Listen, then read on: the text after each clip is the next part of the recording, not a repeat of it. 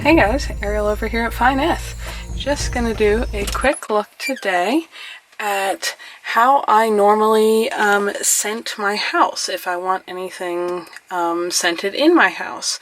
I've got a little selection of various essential oils here that I use for a variety of things, but one of the things that I do use them for is in place of a candle or any other kind of scented product in the house. One of my favorites for this personally is I use several different brands. I try to get ones that are natural.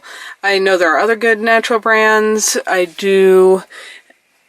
have heard good things about like doTERRA and such, but I don't generally prefer the multi-level marketing selling methods, and so I don't usually go with those.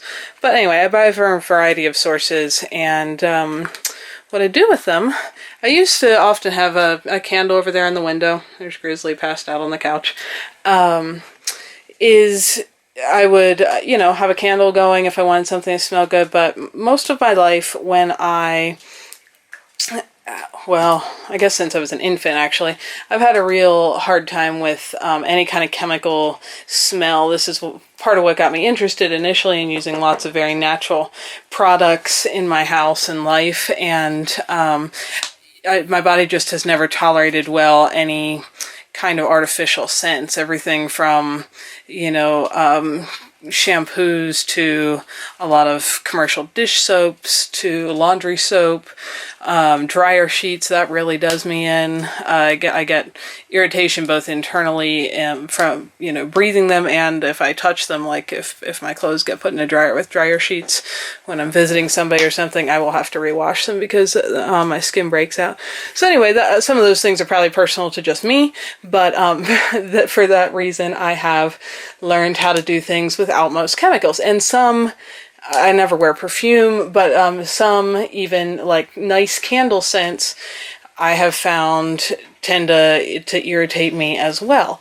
But sometimes you want the house to smell pretty. Not that it stinks the rest of the time, but just, looking for something different.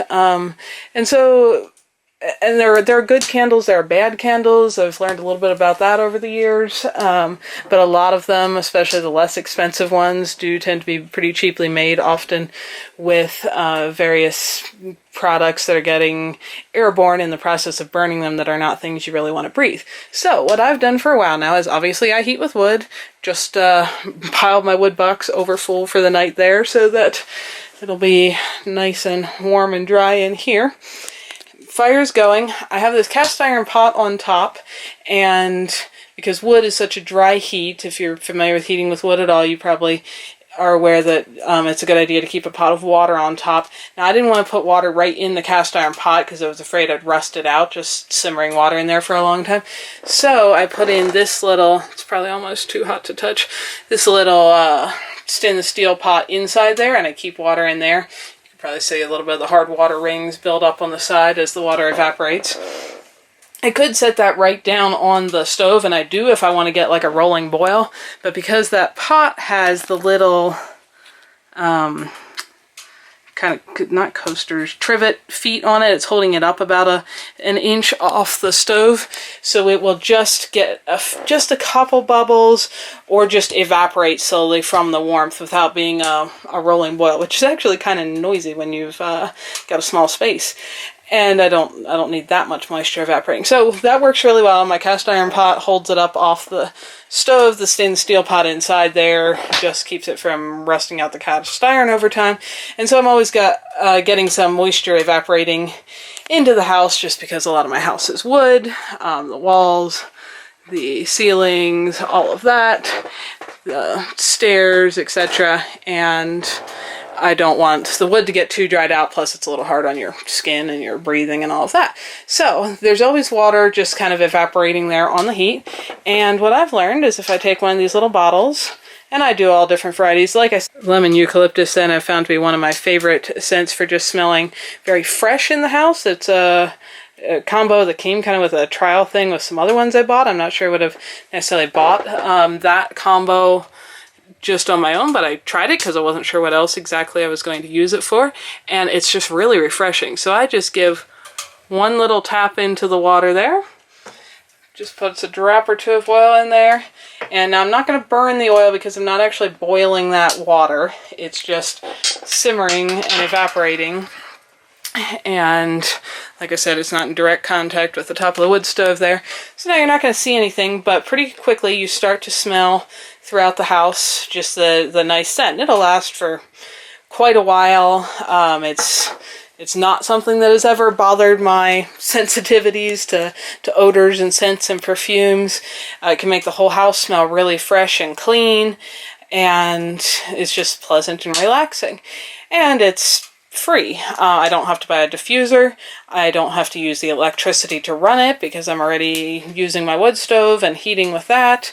And so that's my little trick for how I make the house smell all nice and fresh and clean or pretty without buying candles or doing any other kind of chemical scents. And, you know, obviously you can use whatever essential oils you like. I keep all mine here in my bathroom cupboard behind the mirror, but you know, people have different personal tastes in smells, and that's what I do. Hopefully that's helpful if you guys are trying to think of ways to reduce chemical use in your own household and you still like having something that smells pretty. You could do this, I'm sure, with another kind of stove as well. It wouldn't have to be on a wood stove, but if you do heat with a wood stove, you probably are going to already have a pot of warm water there evaporating to add humidity to your room anyway. So that's why it works out particularly good for me.